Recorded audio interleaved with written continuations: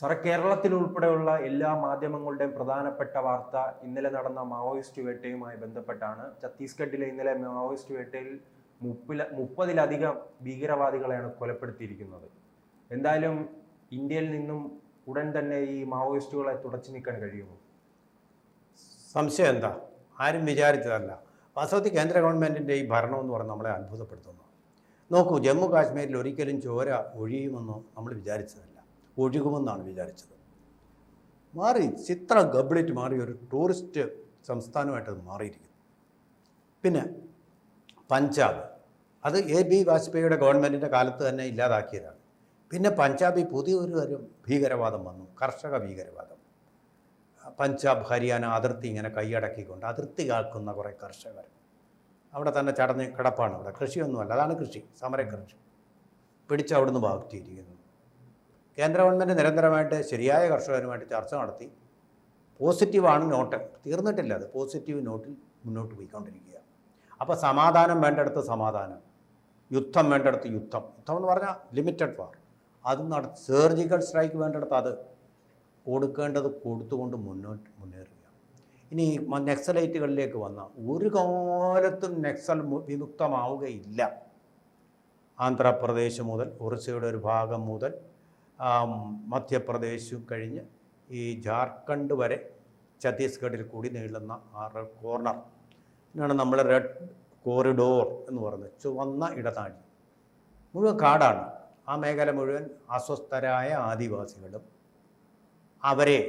അവരുടെ മറവിൽ പ്രവർത്തിക്കുന്ന ഈ നക്സലൈറ്റുകളുടെ ലക്ഷ്യം മാവോവാദി രീതിയിൽ തന്നെ ഒരു വിപ്ലവം ഇന്ത്യയിൽ ഉണ്ടാക്കിക്കൊണ്ട് ഗവൺമെൻറ്റിനെ, ജനാധിപത്യത്തെ, ഭരണഘടനയെ ഒക്കെ അട്ടിമറിച്ചുകൊണ്ട് ചൈനയുടെ രീതിയിലുള്ള ഒരു കമ്മ്യൂണിസ്റ്റ് ഭരണം, ഇരുമ്പ് മറ, യാതൊരു സ്വാതന്ത്ര്യവുമില്ലാത്ത ഭരണം കൊണ്ടുവരിക എന്നുള്ള ലക്ഷ്യത്തോടു കൂടി CPM പറയുന്ന അതേ ജനകീയ ജനാധിപത്യ വിപ്ലവം അതിന് പരുവപ്പെട്ട് കഴിഞ്ഞു. അതിന് പരുവപ്പെടുത്താൻ വേണ്ടിയിട്ടുള്ള വിപ്ലവം കേരളം വരെ ഉണ്ട്, വയനാട്ടിലും ഉണ്ടത്, വയനാട്ടിലൂടെ കയറുന്നുണ്ടത്.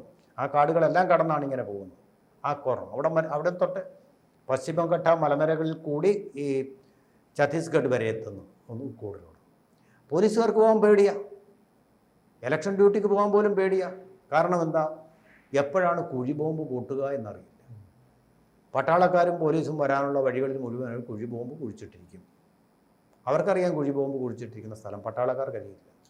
പാവപ്പെട്ട കേരളത്തിൽ നിന്നുള്ള പോലീസുകാർ പോലും അവിടെ ഡ്യൂട്ടിക്ക് പോകുമ്പോൾ എപ്പോൾ വേണമെങ്കിലും ഈ കുഴിബോംബ് പൊട്ടി മരിച്ചു പോകാൻ അവസ്ഥ. ആദിവാസികളുമൊക്കെ മരത്തിൻ്റെ മുകളിലിരുന്നു കൊണ്ട് ദാ പട്ടാളം വരുന്നുണ്ട്, പോലീസ് വരുന്നുണ്ട് എന്ന് ഇവർക്ക് ഇൻഫർമേഷൻ കൊടുക്കും. കാടിൻ്റെ മക്കൾ അവരെ വിശ്വാസത്തിലെടുത്തിരുന്നു ഇവരെ. അങ്ങനെയായിരുന്നു സ്ഥിതി. ആ ഇൻഫർമേഷനും കൊടുത്തു. ഇപ്പോൾ കേന്ദ്ര ഗവൺമെൻറ് ചെയ്തിരിക്കുന്നത് എന്താൽ ആദിവാസികൾക്ക് വേണ്ടത്ര രീതിയിലുള്ള എല്ലാ സാമ്പത്തിക പരിഗണനകളും നൽകി. ഈ വന നിയമം കാടിൻ്റെ അവകാശികളാക്കി അവരെ മാറ്റി. പിന്നെ വിദ്യാഭ്യാസത്തിൻ്റെ കാര്യത്തിലാണ് അവർ പിന്നോക്കം നിന്നിരുന്നത്. ആദിവാസി കുട്ടികളിൽ സമർത്ഥരായവർക്ക് റെസിഡൻഷ്യൽ സ്കൂളുകളിൽ താമസിച്ച് പഠിക്കാനുള്ള സൗകര്യങ്ങളുണ്ടാക്കി. അതുകൂടാതെ ഏകലവ്യ സ്കൂളുകൾ തുടങ്ങി. അവിടെ നിന്നൊക്കെ മികച്ച ആദിവാസികൾ IAS വരെ കഴിഞ്ഞവരുണ്ട്, IITകളിൽ അഡ്മിഷൻ കിട്ടിയവരുണ്ട്, സമർത്ഥരായ. അപ്പോൾ കേന്ദ്ര ഗവൺമെൻറ് നമ്മുടെ ശത്രുവല്ല ഇപ്പോൾ ഭരിക്കുന്നത് എന്നുള്ള ബോധ്യമുണ്ട്. ഇൻഫർമേഷൻ കൊടുക്കുന്ന പരിപാടി അങ്ങ് നിന്നു. ആ ഇൻഫർമേഷൻ കിട്ടുന്ന സോഴ്സ് പോയി. പിന്നെയോ വിവരങ്ങൾ ഇവർ തന്നെ അവിടുത്തെ പട്ടാളക്കാർക്കും അതുപോലെ തന്നെ ഈ സ്ക്വാഡുകളുണ്ട്, ആൻറ്റി മാവോയിസ്റ്റ് സ്ക്വാഡുകൾ, അവർക്കും കൊടുക്കാൻ തുടങ്ങി. അപ്പോൾ ആ വിവരത്തിൻ്റെ അടിസ്ഥാനത്തിൽ ഇവർ കാടിനുള്ളിലേക്ക് ചെന്ന് ഇവർ ഒളിയിരിക്കുന്ന സ്ഥലങ്ങളിൽ ചെന്ന് ആക്രമണം നടത്താൻ തുടങ്ങി. ഇപ്പോൾ പോയതും അങ്ങനെ തന്നെയാണ്. ഛത്തീസ്ഗഡിലെ ബസ്തർ മേഖല, അതാണ് ഏറ്റവും കുഴപ്പം പിടിച്ച സ്ഥലം, അപകടം പിടിച്ചത്. 2 ഏറ്റുമുട്ടലുകൾ നടത്തി. ഇന്നിടത്തുണ്ടെന്ന് അറിയാം, കൃത്യമായിട്ട് പോകാതെ എവിടെയെങ്കിലും പോയി തപ്പിക്കഴിഞ്ഞാൽ കുഴിബോംബ് പൊട്ടി ചത്തുപോരും. അങ്ങനെയാണ് സംഭവിച്ചുകൊണ്ടിരുന്നത്. എത്ര പട്ടാളക്കാരാണ് മരിച്ചുകൊണ്ടിരുന്നത് കോൺഗ്രസ് ഭരണകാലത്ത്. അവിടെ പോയിട്ട് 2 ഏറ്റുമുട്ടൽ, ഒരിടത്ത് 26 പേര്, പിന്നെ ഒരിടത്ത് 4 പേര്. ആ വെടിവെച്ച് കൊല്ലുകയെ രക്ഷയുള്ളൂ, അല്ലെങ്കിൽ ഇവർ പട്ടാളക്കാരെ കൊല്ലും. അതിന് വിപ്ലവം കൊണ്ട് നടക്കും. തോക്കിൻ കുഴലിലൂടെ വിപ്ലവം തോക്കിൻ കുഴലിലൂടെ, അതാണ് അവർ വിശ്വസിക്കുന്നത്. മറ്റൊന്നിലും അവർ വിശ്വസിക്കുന്നില്ല.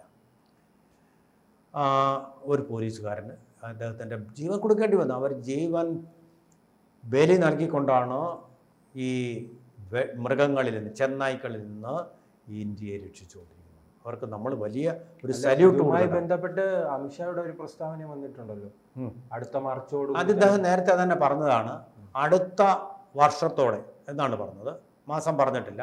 അടുത്ത വർഷത്തോടു കൂടി ഈ നക്സലൈറ്റ് ശല്യത്തിൽ നിന്ന്, മാവോവാദി ആക്രമണങ്ങളിൽ നിന്ന് ഇന്ത്യയെ രക്ഷിക്കും. മാവോയിസ്റ്റ് മുക്ത ഇന്ത്യയാണ് ലക്ഷ്യം. അത് അവർ നടപ്പാക്കുക തന്നെ ചെയ്യുകയാണ്. നടപ്പാക്കിയാണ്ട് വിജയിച്ചുകൊണ്ടിരിക്കുക. ഇവിടെ മാത്രമല്ല, മഹാരാഷ്ട്രയിലും എല്ലാം മാവോയിസ്റ്റുകൾ പതുക്കെ പതുക്കെ നിൽക്കക്കള്ളി ഇല്ലാതെ കീഴടങ്ങിക്കൊണ്ടിരിക്കുന്നു. അല്ലാതെ നമ്മുടെ ഈ വീണ ജോർജ് പറയുന്ന പോലൊന്നുമല്ല, ഞങ്ങൾ നിങ്ങളോടൊപ്പമാണ്. ഈ മാർക്സിസ്റ്റ് പാർട്ടി ആരോടൊപ്പം എന്ന് പറയുന്നു, അവരുടെ നാശകാലമാണ്. അങ്ങനെയാണ് മഞ്ജുഷ എന്ന് പറഞ്ഞ പാവപ്പെട്ട സ്ത്രീ, നവീൻ ബാബുവിൻ്റെ ഭാര്യ, ഞാൻ കുടുംബത്തോടൊപ്പം എന്ന് പറഞ്ഞു. കുടുംബത്തോടൊപ്പം എന്ന് പറഞ്ഞതോടുകൂടി അവർ കോടതിയിൽ പോകുന്ന കേസുകളെല്ലാം പ്രോസിക്യൂട്ടർ വാദിച്ച് തോൽപ്പിക്കുക. CBI അന്വേഷണം എന്ന് പറയുന്ന അവരുടെ സ്വപ്നം നശിച്ച് നാറാണക്കല്ല് വെപ്പിച്ചു. PP ദിവ്യയോടൊപ്പം, ആ PP ദിവ്യയോടുള്ള കുടുംബത്തിനൊപ്പം നിൽക്കുന്നതിന് അവർ പറയുന്ന പേരാണ് ഞങ്ങൾ നവീൻ ബാബുവിൻ്റെ കുടുംബത്തിനോടൊപ്പം എന്ന് പറയുന്ന പേര്. അങ്ങനെയാണ്, ഞങ്ങൾ നിങ്ങളോടൊപ്പമല്ല, ഞങ്ങൾ CITU തൊഴിലാളികളോടൊപ്പമാണ് എന്ന് വീണ ജോർജ് പറയുന്നതിന് പകരം പറയുന്നതാണ് ഞങ്ങൾ ആശാ വർക്കർമാർക്കൊപ്പം. അല്ല എന്നുള്ളതിൻ്റെ ഒരു നല്ല ഒന്നാന്തര ഉദാഹരണമാണ്. ഇന്നലെ പോയി ക്യൂബക്കാരെ കണ്ടിട്ട് അവിടുന്ന് ഹോട്ടലിൽ നിന്ന് ഡിന്നറും കഴിച്ചിട്ട് വന്നത്. മന്ത്രിയെ കാണാനൊന്നും ഇവർക്ക് താല്പര്യം ഉണ്ടായിരുന്നില്ല, അതിനുള്ള ഒരു ആഗ്രഹവും അവർക്കുണ്ടായിരുന്നില്ല. വേണ്ടത്ര ഹോംവർക്ക് ചെയ്തിരുന്നെങ്കിൽ അവർക്ക് മന്ത്രിയെ കണ്ടിട്ട് തിരിച്ചു പോരാമെന്ന്. അങ്ങനെ മന്ത്രിയെ കാണാതിരിക്കുന്ന ആൾക്കാരൊന്നുമല്ല BJP ഗവൺമെൻറ്. നിർമ്മല സീതാരാമൻ പിണറായി വിജയനെ കണ്ടല്ലോ, നിതിൻ ഗഡ്കരിയെ എത്ര തവണ കാണുന്നു, കേന്ദ്ര കൃഷി വകുപ്പ് മന്ത്രിയെ പോയി കണ്ടിട്ടില്ലേ ഇവിടുന്നുള്ള ആൾക്കാർ? അവരെല്ലാം അപ്പോയിൻമെൻറ്റ് കൊടുത്തിട്ടുണ്ടല്ലോ. ഇത് ചുമ്മാതെ തട്ടിപ്പ്, ആളുകളെ പറ്റിക്കാൻ കേന്ദ്ര ഗവൺമെൻറ്റാണ് ഇതിൻ്റെ കുഴപ്പക്കാരെന്ന് വരുത്തി തീർക്കാനുള്ള വിഫലമായ ശ്രമം നടത്തി. അതും പാളീസായിപ്പോയി. അതാണ് സംഭവിച്ചത്. ഇതങ്ങനല്ല, ഇച്ഛാശക്തിയോടുകൂടി ആ മന്ത്രി പറയുന്ന വാക്ക് സമയബന്ധിതമായി നടപ്പാക്കുക. അത്ര നിസ്സാരമായ കാര്യമൊന്നും അല്ലാതെ ജീവൻ പണയം വെച്ചുകൊണ്ട് ചെയ്യുന്ന കാര്യമാണ്. VC ശുക്ലയെ കൊന്നിട്ടുള്ളവരാണ് ഈ മാവോവാദികൾ, അറിയാമല്ലോ. ഇപ്പോൾ കേന്ദ്ര സർക്കാരിന്റെ പുതിയ നയം അനുസരിച്ച് ഈ അതിർത്തിയിലായാലും രാജ്യത്തിനുള്ളിലായാലും രാജ്യത്തെ എതിർക്കുകയാണെങ്കിൽ ശക്തമായ മറുപടി നൽകണം. അതാണ് നയമല്ലേ? അതാണ് അത് ചെയ്യുന്നത്. അമിത്ഷായും നരേന്ദ്രമോദിയും ഒക്കെ സ്വന്തം ജീവൻ സമർപ്പിച്ചുകൊണ്ടാണ്. ഏത് നിമിഷം വേണമെങ്കിലും ഈ ശത്രുക്കൾക്ക് ഇവരെയൊക്കെ കൊല്ലാവുന്നതേ ഉള്ളൂ. അതും നേരിടാൻ തയ്യാറായിക്കൊണ്ടാണ് ചെയ്യുന്നത്. അമിത്ഷായും അത് തന്നെ. VC ശുക്ലയെ വരെ, മുൻ കേന്ദ്രമന്ത്രിയും കോൺഗ്രസ് നേതാവുമായിരുന്ന VC ശുക്ലയെ കൊന്നവരാണ് ഇവർ. വലിയ കാര്യം, അമിത്ഷായെ കൊല്ലാനുള്ള ശക്തി ഇവർക്കുള്ളതാണ്. അത്ര ശക്തമായിട്ടുള്ള ശത്രുവാണിത്. അവരെ നേരിട്ട്, അവരുടെ മാളത്തിൽ തന്നെ നേരിട്ട് തകർക്കുമെന്നൊരു വാക്ക് പറയണമെങ്കിൽ എത്ര ശക്തനായിട്ടുള്ള ഒരു ആഭ്യന്തര മന്ത്രിയാണ് നമുക്കുള്ളതെന്ന് ആലോചിച്ച് നോക്കൂ. കാശ്മീരിനെ മുക്തമാക്കി കഴിഞ്ഞല്ലോ.